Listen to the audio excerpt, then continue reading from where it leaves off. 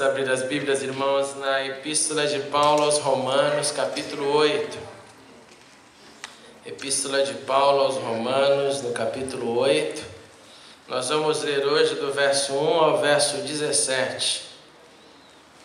Glória a Deus pelo sol, pelo tempo. Aproveitaram o holiday? Viram a rainha? Foi legal, né?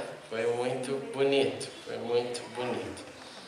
Nós viajamos, tivemos um último momento antes de encarar o nosso momento de parto e gravidez. Foi bom, o Senhor nos abençoou nessa hora. Romanos 8, fiquei feliz que o Edu leu 12, não foi nada combinado, foi o Espírito de Deus. Fiquei feliz de ouvir algumas músicas que clama para que sejamos o templo do Senhor. O Senhor tem algo para falar com nós, com nossos corações hoje em Romanos. Portanto, agora já não há condenação para os que estão em Cristo Jesus, porque por meio de Cristo Jesus, a lei do Espírito de vida me libertou da lei do pecado e da morte. Porque aquilo que a lei fora incapaz de fazer, por estar enfraquecida pela carne, Deus o fez, enviando seu próprio Filho à semelhança do homem pecador, como oferta pelo pecado. E assim condenou o pecado na carne, a fim de que as justas exigências da lei fossem plenamente satisfeitas em nós, que não vivemos segundo a carne, mas segundo o Espírito. Quem vive segundo a carne tem a mente voltada para o que a carne deseja, mas quem vive de acordo com o Espírito tem a mente voltada para o que o Espírito deseja. A mentalidade da carne é morte, mas a mentalidade do Espírito é vida e paz. A mentalidade da carne é inimiga de Deus, porque não se submete à lei de Deus, nem pode fazê-lo. Quem é dominado pela carne não pode agradar a Deus. Entretanto, vocês não estão sob o domínio da carne, mas do Espírito, se de fato o Espírito de Deus habita em vocês. E se alguém não tem o Espírito de Cristo, não pertence a Cristo. Mas se Cristo está em vocês, o corpo está morto por causa do pecado, mas o Espírito está vivo por causa da justiça. E se o Espírito daquele que ressuscitou Jesus dentre os mortos habita em vocês, aquele que ressuscitou a Cristo dentre os mortos também dará vida a seus corpos mortais por meio do seu Espírito que habita em vós. Portanto, irmãos, estamos em dívida, não para com a carne, para vivermos sujeito a ela. Pois se vocês viverem de acordo com a carne, morrerão. Mas se pelo Espírito fizerem morrer os atos do corpo, viverão. Porque todos os que são guiados pelo Espírito de Deus são filhos de Deus. Pois vocês não receberam um espírito que os escravize para novamente temerem, mas receberam o Espírito que os adota como filhos, por meio do qual clamamos Abba, Pai. O próprio Espírito testemunha ao nosso espírito que somos filhos de Deus.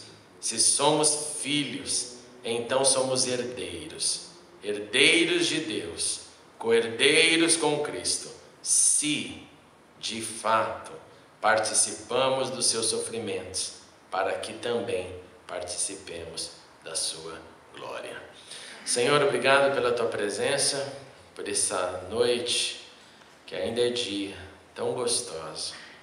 Obrigado pelo clima, pela liberdade e porque agora, Senhor, em singeleza, temos a oportunidade e o privilégio de ouvir o Evangelho que salva. Então sim, Senhor, salva-nos de nós mesmos mais uma vez. Livra-nos de todo o mal e dá-nos da tua santa palavra e prepara-nos para uma ceia cheia de significado, em nome de Jesus. Amém. Irmãos, o apóstolo Paulo, quando escreveu à igreja de Corinto, já dizia que o corpo é o santuário do Espírito Santo. Se você quiser ler isso depois, está lá em 1ª Epístola de Paulo aos Coríntios, no capítulo 6, verso 19. E essa dádiva que eu e você temos, de sermos recipientes, templo do Espírito Santo, só é possível porque Deus, através de Jesus, pagou uma conta muito alta. Nós somos templos do Espírito Santo, porque na morte de Jesus na cruz, Ele deu para a gente, falando da linguagem de hoje, um upgrade. Ele nos tirou de um status e nos colocou em outro status.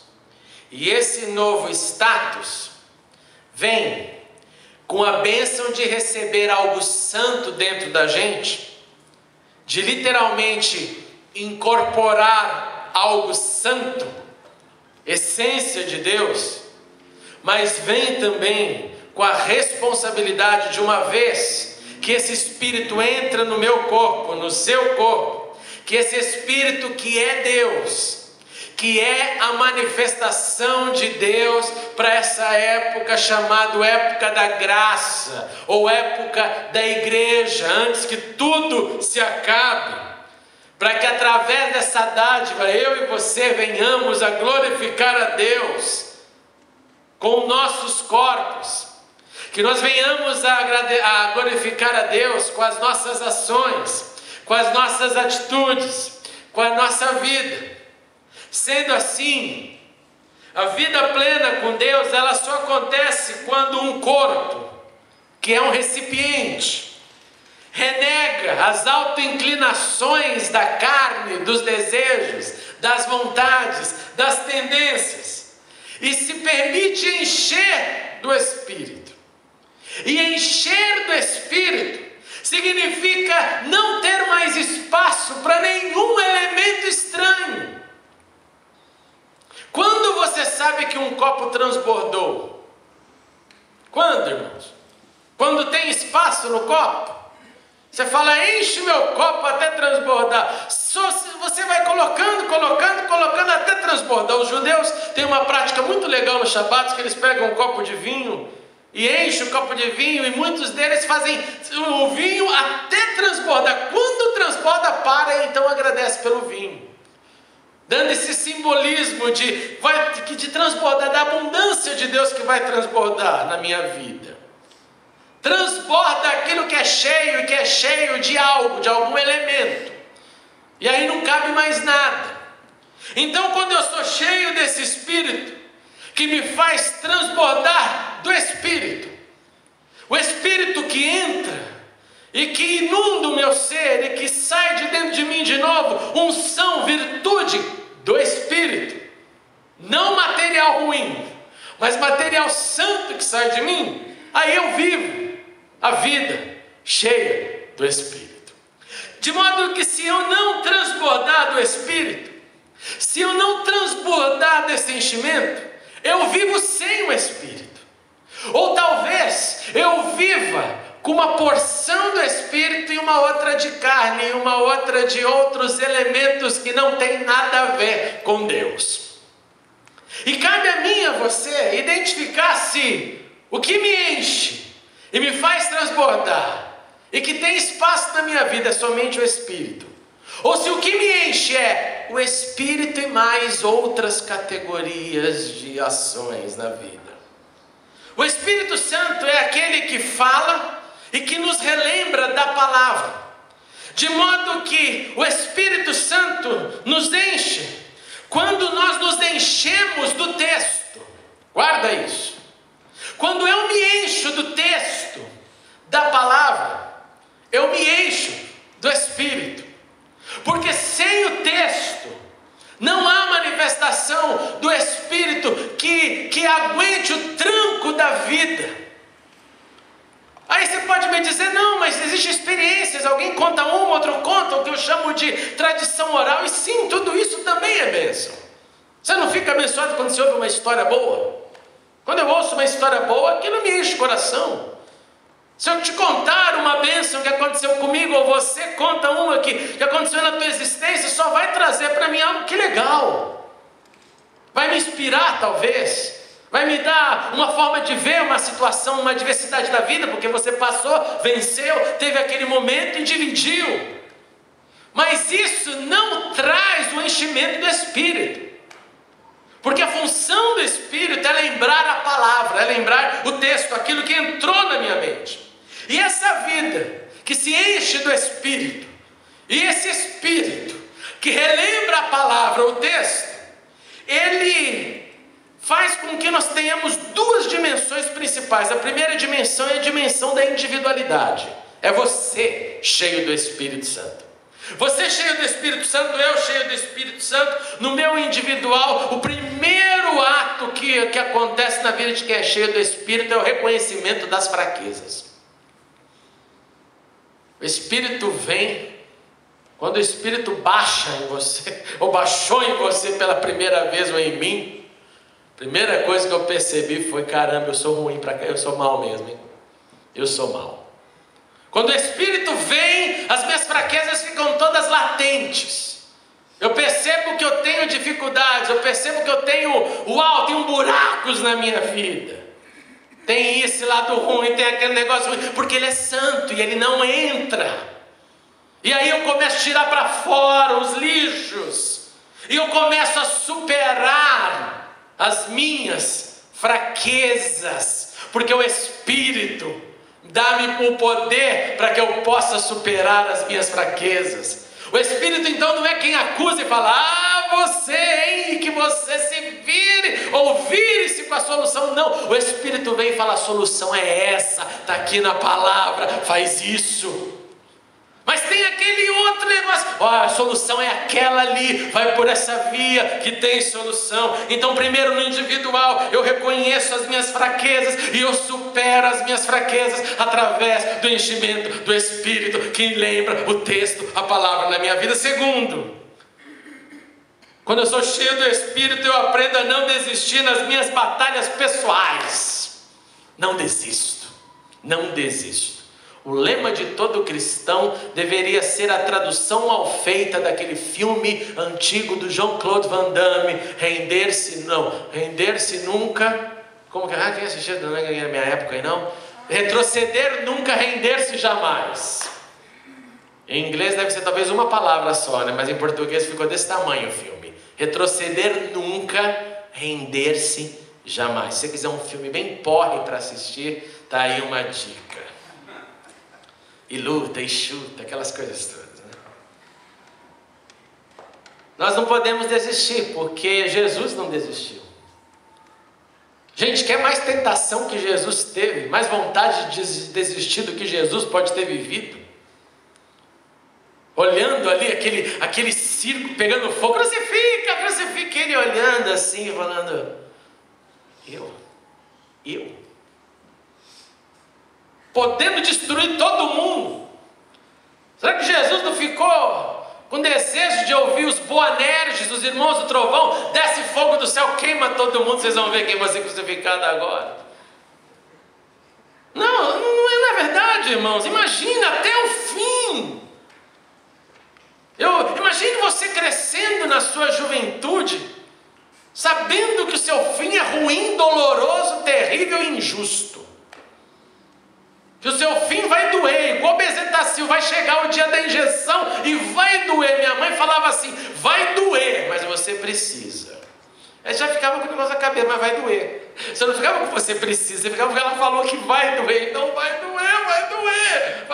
Quando eu tinha que tomar vacina, irmãos, eu subia a rua do posto de saúde já em clamor, oração, choro. Parecia que eu estava sendo levado à morte. Eu orei para Jesus voltar no dia da vacina.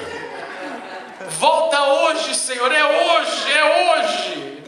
Para eu não ter, eu era medroso pra caramba. Se a Camila puxar esse meu lado, ela está roubada. Eu acho que ela está indo para esse lado.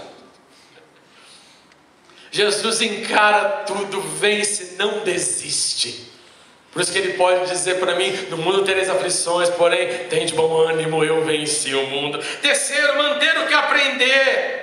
Manter o que aprender através do enchimento do Espírito e aumentar experiência, crescer. O Espírito vem não simplesmente para fazer você transbordar uma única vez, e aí você transborda como muita gente acha. Aquele dia eu fui cheio do Espírito, o Espírito me encheu, aconteceu isso comigo, foi assim, foi bom, e aí depois? Não, depois não teve mais. Isso não é enchimento do Espírito. Você tomou lá um porrezinho santo e era para durar a vida inteira. Era para aumentar a vida inteira, era para crescer a vida inteira, era para você ter cada dia uma experiência nova. Porque no enchimento do Espírito eu aprendo a expandir a cada dia. E quarto, no individual, continuar até o fim, combatendo o bom combate e guardando a fé. Porque o Espírito Santo de Deus vem e quer encher minha vida e a sua, para que sejamos combatentes de Deus. Combatentes de Deus. Que tem consciência de que vivemos na guerra, que não tem essa utopia na mente de um dia tudo maravilhoso, sem problema algum, tudo em paz, o cachorro latindo, vem, Watermelon, vem lindinho. Não, Watermelon é o nome do meu futuro cachorro. Vai ser um São Bernardo. Mesmo com ele, eu sei que vão ter dramas, dificuldades, mas cheio do Espírito. Eu tenho que continuar no combate. Essa é a primeira dimensão do enchimento do Espírito. Eu sou cheio no individual. A segunda dimensão é o coletivo. É o desafio de nos engajarmos. É o desafio de nós encorajarmos uns aos outros. É o desafio de nós falarmos a linguagem santa uns com os outros, que é a igreja. Nos unimos, nos juntamos para um fortalecer o outro, para uma palavra que possa gerar às vezes um desconforto, às vezes uma ação, às vezes compaixão, às vezes misericórdia, às vezes um bate puxão de orelha, falando, não é por aí, meu. O Espírito no coletivo vem para nos fazer colocar um bando, uma gangue juntas e fazer essa gangue andar. E essa gangue, número 2, tem que entender que existe diversidade e que o Espírito enche pessoas diferentes. Mas na diversidade nós precisamos manter a unidade. Entender a diversidade, mantendo a unidade. Eu sou o André, você é o Cadu, você é o Lázaro, cada um é cada um. Nós somos diferentes, mas cheios do Espírito. Nós temos um primeiro propósito, que é ser recipientes de Deus. E sendo recipientes de Deus, vivemos com planos, com ideias, com tarefas em comum. 3, nós precisamos também, no ponto de vista da coletividade, suportar as debilidades do que está sentado do seu lado. Porque a mente ainda não atingiu níveis da espiritualidade, está caminhando. E nós precisamos suportar, porque é isso que a Bíblia nos diz. E quem tem o Espírito suporta. Ridículo é quem acha que não tem o Espírito, eu já estou no nível, não estou mais aqui nesse... A gente não entendeu nada e não tem o Espírito. Porque Espírito entende, compreende, abraça. E quando vê que a burrice é enorme, olha para os céus e fala, perdoa, Pai, porque eles não sabem o que fazem. Mas não vira o rosto. Por último, cumprir a missão.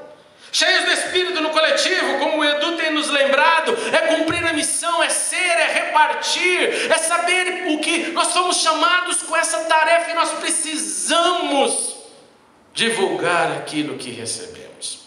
E isso que o texto está nos descrevendo quando Paulo escreve sobre esse tema para a igreja em Roma. Primeiramente ele começa, talvez, se eu tivesse uma breve divisão exegética desse texto, eu diria que do verso 1 ao 4, ele está dizendo sobre a nossa libertação. Nós não somos mais da lei, nós somos livres, nós não mais seremos julgados pela obediência dos possíveis 613 mandamentos categorizados pelos judeus. Nós não estamos mais nessa categoria. E aí do verso 5 a 11 ele começa a colocar a prática. Então leia esse texto de novo em casa, porque eu tenho certeza que quando eu estava lendo, você estava viajando, porque esse texto aqui é complicado. Lê de novo, lê 10 vezes em cada verso por verso, para você fazer a ligação da profundidade do que Paulo está dizendo. Na prática ele está dizendo assim, gente: se a sua resposta para a vida, diante de tudo aquilo que te tira da zona de conforto, é contrário àquilo que a palavra de Deus nos ensina, em uma só frase, você está na carne. Eu vou repetir. Se na prática, na tua vida, no teu dia a dia, no nosso dia a dia, a nossa resposta aqui é como ação, a nossa ação diante de tudo aquilo que nos tira da zona de conforto, parafraseando, aquilo que te faz sair do chão. Se a tua resposta àquilo que te faz sair do chão, perder o controle, é uma ação negativa, contrária ao que diz a palavra e ensina o Espírito, você está na carne. Agora vai o verso 5, parte A. Quem vive segundo a carne, tem a mente voltada para o que a carne deseja. Por isso que geralmente o que nos tira da zona de conforto, da paz mental, não é a ação do Espírito, é a ação da carne. Vem uma ação contrária da carne, você pira. Porque quando o Espírito vem, você relaxa. Não é assim? O Espírito vem, está calminho, oh glória, oh bem, está tudo bem, está tudo na bênção, tudo na bênção. Agora vem um ataque, uma ação negativa, a gente pira. Não quero dizer com isso que o Espírito Santo também não pode nos cutucar, nos chacoalhar e nos dar uma necessidade de uma ação, de que saiamos da zona de conforto. Também Ele faz isso. Eu estou aqui simplesmente analisando as ações e reações. Vou te dar mais um exemplo. Se na hora da angústia, se na hora das pressões que você e eu enfrentamos, se na hora que nós encaramos o desconhecido, eu e você agimos com ira, agressividade, descrença, desequilíbrio, síndrome de vítima, sou sempre coitadinho, está tudo militando contra mim, seu síndrome de vítima, e falsa espiritualidade, nós também estaremos vivendo na carne. E fora esse problema da falsa espiritualidade que a carne traz. Porque a carne traz essa ideia de que eu estou na luta, ninguém entende minha luta, mas eu estou no Espírito. Mentira. Sabe por quê? Porque, irmãos e irmãs, escute isso com carinho. Lutas e pressões são agentes de Deus. Deus chama Nabucodonosor, antes da conversão, se assim o foi, de meu servo. Meu servo Nabucodonosor. Meu servo que mata mocinhos, bandidos, mulheres e crianças. Meu servo. Que servo, hein? Mas Deus estava usando este homem na capacidade militar, de conquista, de invasão, de cerco, botar fogo no templo de Jerusalém, na própria casa dele, na própria casa de Deus. Deus mandar alguém botar fogo na sua própria casa. Parece até aquele que recebeu o insurance do próprio bem destruído. Vou queimar minha própria casa e recebo a grana. Deus usa tudo isso para cumprir o seu desejo, que é acordar o povo. Acordar o povo. E ainda teve que deixar o povo 70 anos pensando no que fez. Sabe time out? Time out. 70 anos. Para pensar no que fez. E não voltar a fazer errado. E logo, não tem como eu querer manter uma falsa espiritualidade que não aceita as pressões, as lutas como agente de Deus. Sim, irmãos e irmãs, se isso é o que está acontecendo com a gente, estamos na carne. As reações negativas, elas geram morte. Olha comigo aí no verso 6, que lindo que fala o texto. A mentalidade da carne é morte, mas a mentalidade do Espírito é vida e paz. Se eu sou dominado por essa carne, irmãos, não tem como agradar a Deus jamais. E não tendo como agradar a Deus, não há como ser cheio do Espírito. Aí eu quero te dar mais uma dica, agora bem pessoal, um checklist. Se algo te faz mal, ao ponto de tirar de dentro de você uma reação que você não gostaria de ter, eu digo ação, não sentimento. Guarda isso. Eu digo ação, não sentimento. E se algo acontece e traz as suas piores atitudes, Sabe quando você conta a história? Eu estava super bem, estava indo super legal, de repente aconteceu isso aí eu decepei. É geralmente assim. É mais um sinal de que ainda não houve enchimento do Espírito. Ah, mas você quer dizer então que a gente não pode ter? Você pode ter o que você quiser, mas assuma que está na carne. Na minha adolescência a gente falava assim, é fulano puro bife, fulana pura carne, a gente usava esse termo. Que cheiro de churrasco, a gente brincava, era a minha brincadeira na igreja. Os doidão nem sacavam assim, mas os comprometidos falavam, ih, é fria, hein? Sai de perto desse aí. Você está em igreja grande, é assim que acontece. Como não tem como você cuidar de um por um, depois que passou dos 3.000, é o salve-se quem puder. Agora eu disse para você guardar no coração que eu falei sobre ação e não sentimento, certo?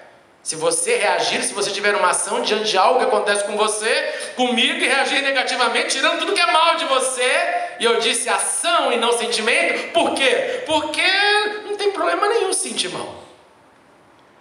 Não tem problema nenhum você sentir um mal-estar. Não tem problema nenhum você engolir a seco. O problema é reagir. Porque se reagiu, não transbordou do Espírito. Se reagiu no copo, no recipiente, Espírito, tem ali um pouco ainda de ira, de raiva, de pavio curto, aquelas bandas de tranqueira. Agora, se eu sentir e falar, cala-te, não vai sair rojão nenhum, fica aqui dentro, não vou jogar para fora, não vou atirar em ninguém, nem na minha casa, na minha família, em quem está ao meu redor, em ninguém, porque o Espírito me calou, e porque eu matei aquela carne. Irmãos e irmãs, o único homicídio que nos é permitido, segundo a Bíblia, é matar a própria carne. O texto diz que nós devemos fazer, Paulo, morrer os atos do corpo.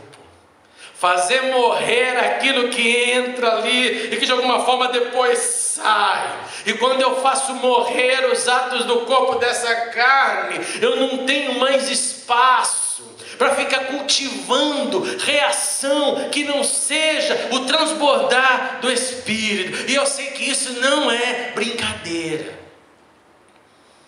Na verdade, eu acho que o único que andou nessa dimensão foi o Santo Senhor Jesus. Se você perguntar para mim, nem mesmo Paulo eu acredito que teve essa dimensão completa. Porque isso é papo sério. Mas não é por isso que nós não devemos lutar dia após noite, dia e noite, dia e noite, para sermos cheios dessa porção. E para falarmos, eu não vou mais deixar o ruim sair. Porque o Espírito Santo nos dá o controle. O Espírito Santo nos convence de que vale a pena nos controlar. Eu sei, quando eu falo de debilidades, eu estava pensando algumas coisas essa semana, de quantos momentos na minha vida eu estava em posições, já desde cedo, desde muito novo, e que, nossa, eu era um zoador daqueles, irmãos. Por isso acho que eu tenho tanta misericórdia instalada no meu coração, quando eu vejo alguém em processo de crescimento da fé. Eu falo, caramba, eu nasci no lar evangélico e ainda aprontei, zoei, baguncei tanto, porque eu não tinha das noções todas no seu devido lugar, porque é um processo. Você não acorda um dia com tudo montado, né?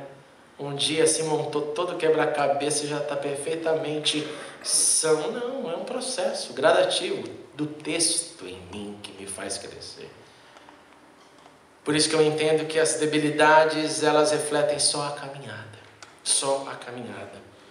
Mas eu entendo também que eu tenho que fazer cada vez mais morrer o meu corpo carnal e deixar o Espírito me elevar cada vez mais.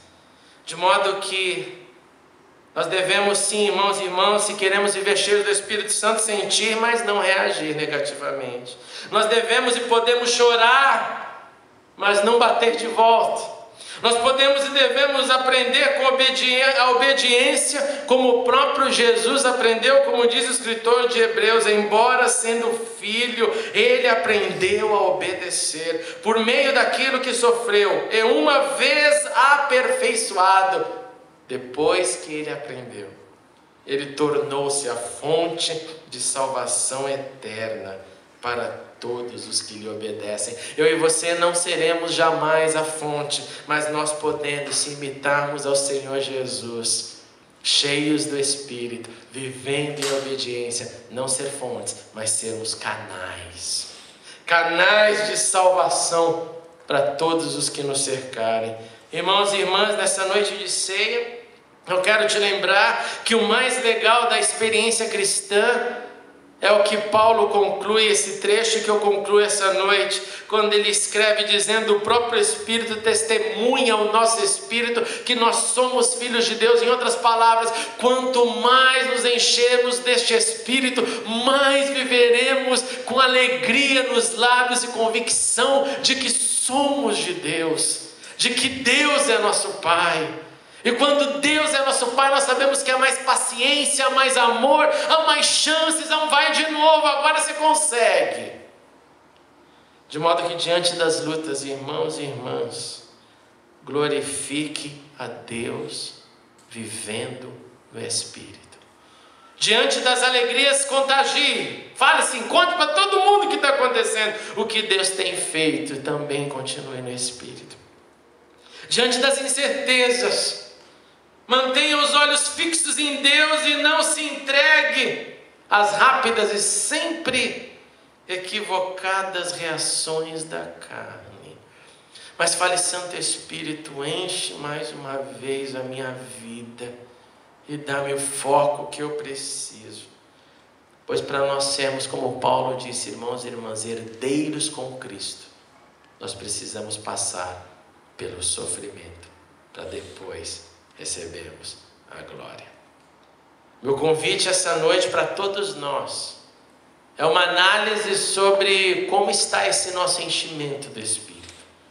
Quanto do Espírito tem estado em nós? Estamos transbordando unção, ou o Espírito está fazendo transbordar tudo que é ruim? E se o Espírito está fazendo transbordar o que é ruim, se é para sumir com o que é ruim, bendito seja Deus. Mas se é como um ato de reincidência, sabe? Se aproxima de Deus, vem o ruim e fica no ruim. Não é para jogar fora, não é para expelir. Então nós precisamos e podemos essa noite falar: Espírito Santo, nos encha mais uma vez. Porque, irmãos e irmãs, não há algo melhor do que viver cheio do Espírito Santo. E diria mais: não há como experimentar cristianismo sem uma vida cheia do Espírito. Eu queria pedir que o Robson, Davi, vem cá fazer uma cantoria para a gente aqui abençoada. E nós vamos, com esse tema em mente, nos preparar para a ceia. Nos preparar para dizer: Senhor, enche-nos mais uma vez essa noite. Vem mais uma vez com teu Espírito, Senhor. Vem mais uma vez e muda. Irmãos, o Senhor pode te mudar. O Senhor pode fazer algo maravilhoso em você. E Ele quer fazer. É com você. É com você. Deixa eu ler.